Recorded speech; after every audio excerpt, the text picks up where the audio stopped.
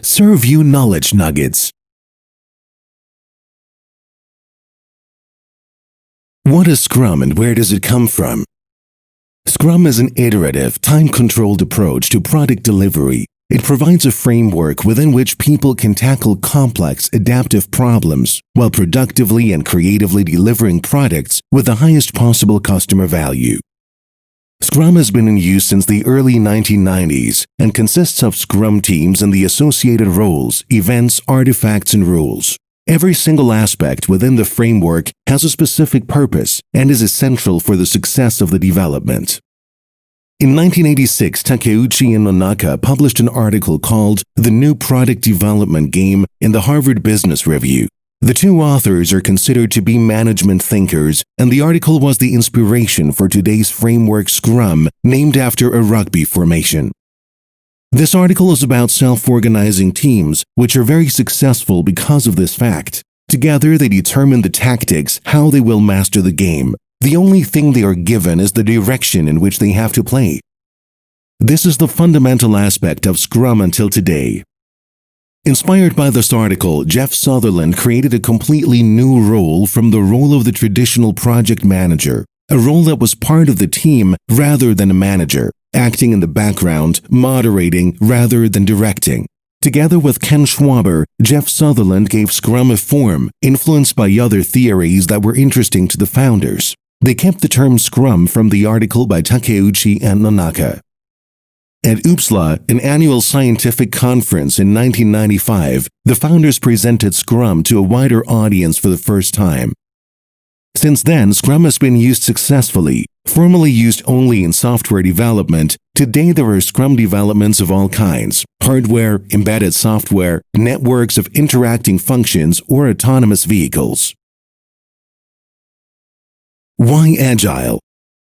Many companies nowadays ask themselves why they should actually work Agile. To answer this question, we first compare two approaches. One is the classic Waterfall Model for product development, and the other is the Agile approach. First, there is always the customer who wants something. For example, a software, a website, or an app. The customer turns to a team that works according to the Waterfall Model.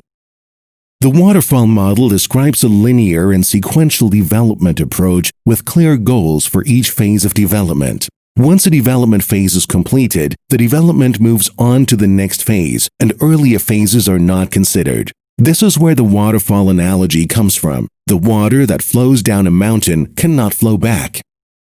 In the first development phase, the customer specifies the requirements in detail. The result of this is often referred to as the specification sheet. Once this phase is complete, the planning or design phase begins. In this phase, the team considers how it can deliver these requirements, which have been previously recorded. The result of this phase is a time budget plan, usually in the form of a Gantt charts.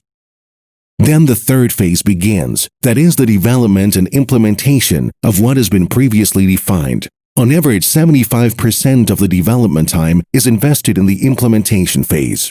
The last phase includes testing, that is, checking whether the quality that was initially defined has been achieved. At the end of development, there is a finished product, for example, the software, website, or app. In the past, this procedure was problematic in many cases. In this context, one speaks of the so-called submarine effect. The customer is initially strongly involved when the requirements are specified. During the development process, however, he will withdraw. But even if new requirements arise during the development time, they cannot be implemented because they do not fit into the planning. Water does not flow back. Customers often only see the product for the first time after the last phase and accept it. It often occurs that customers are dissatisfied with the finished software because requirements have changed over time, their priorities have shifted, or the software has not passed the test. In the worst case, the software is unusable and obsolete. Most of the time, however, development takes longer and costs more than was initially estimated. This leads to high frustration on the part of the customer.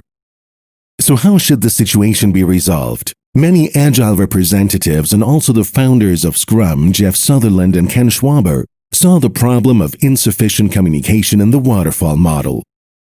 Customers are not sufficiently involved in product development. For this reason, companies work iteratively in an agile approach, that is, in loops or so-called sprints. Instead, the large product, which is supposed to come out at the end, is broken down into small partial products.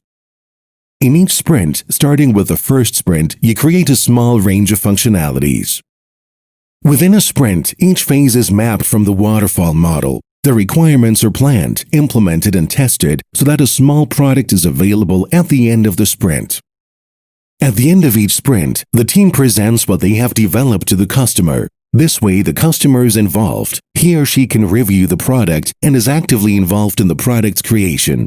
At this point, the customer often notices that there were misunderstandings between him or her and the team at one point or another. These misunderstandings are cleared up through continuous communication. The customer's feedback is fundamental to the Agile approach. In an Agile approach and also in Scrum, the customer is put into focus. It is about constantly generating feedback from the customer in order to produce added value for the customer. The trust and satisfaction with the collaboration increases through constant exchange. Based on the feedback which is received in the form of requirements, the so-called product backlog is revised, updated, and reprioritized. In the next sprint, the most important one is worked through, and at the end of the next sprint, feedback is repeatedly sought from the customer. Sometimes organizations shift their priorities or the customer can no longer pay. For the Waterfall Model, we are 75% involved in the development. This is the longest phase, and the probability is high that the customer wants to put the development on hold during this very phase. So far, we have nothing but specifications and Gantt charts, nothing more. But if we deliver Agile at time X, we have a product that the customer can already use for himself. In the case of the Waterfall Model, it is already clear in detail from the outset what will be delivered at the end. Every requirement is described without room for speculation.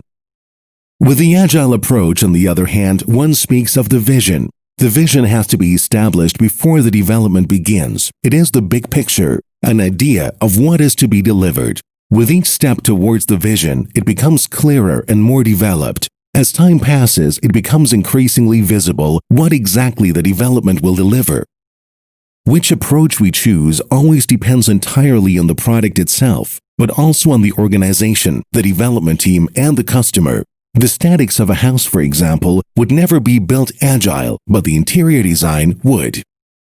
Nowadays, there is not only one or only the other. The question for every company is not, do we deliver agile, yes or no, but how much agile is possible for us? Are you interested? Just visit us on our website, www.serview-group.com.